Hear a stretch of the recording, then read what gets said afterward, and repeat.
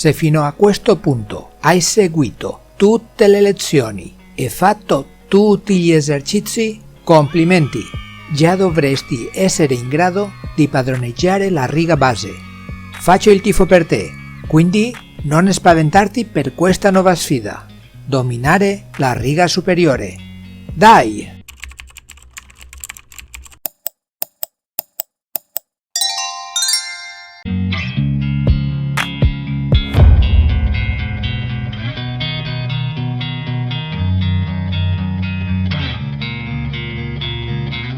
E adesso come premiamo i tasti della riga superiore? Abbiamo bisogno di più dita per mano? Assolutamente no, ce la caveremo con quello che abbiamo. Renditi conto di come le mani sono posizionate sulla tastiera in modo che ogni dito raggiunga comodamente i tasti dello stesso colore nella riga superiore.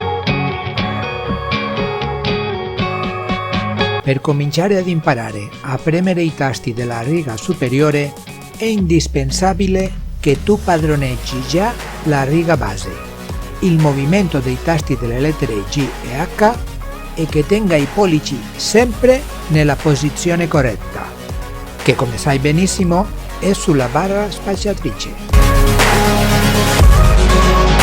Sai anche che per premere con le dita anulari i loro tasti devi fare un po' di più fatica. Per questo ti ricordo che è molto utile esercitarle per favorire la loro autonomia rafforzando i muscoli.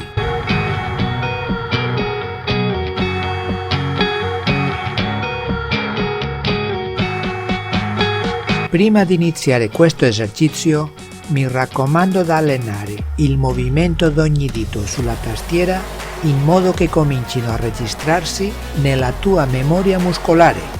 Così avrai più sicurezza e fiducia quando segui l'esercizio.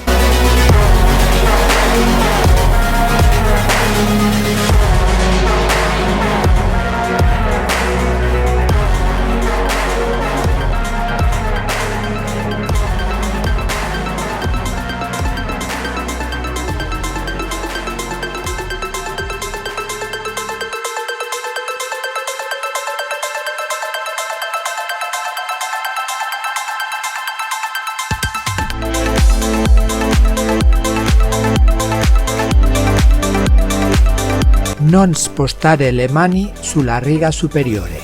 I rialzi che consentono di tenerle ben posizionate senza guardare la tastiera si trovano sui tasti F e D lunga nella riga base. Non lasciarti sopraffare se non raggiungi gli obiettivi e devi ripetere l'esercizio. È logico che la velocità e la precisione diminuiscano. Migliora la tua concentrazione ripetendo mentalmente le lettere che premi, senza lamentarti quando commetti un errore. In questo esercizio praticherai il movimento delle dita dalla riga base alla riga superiore.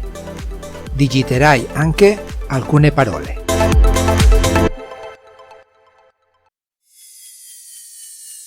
Questa è una video lezione del corso di dattilografia di interdidattica.com.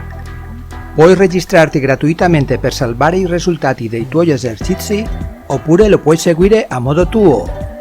È disponibile in altre lingue e per diverse tastiere. Se lo stai guardando su YouTube, nella descrizione ci sono i link per iscriverti, per cominciare il corso e per fare questo esercizio. E puoi anche iscriverti al canale, mettere mi piace e lasciare le tue domande e commenti.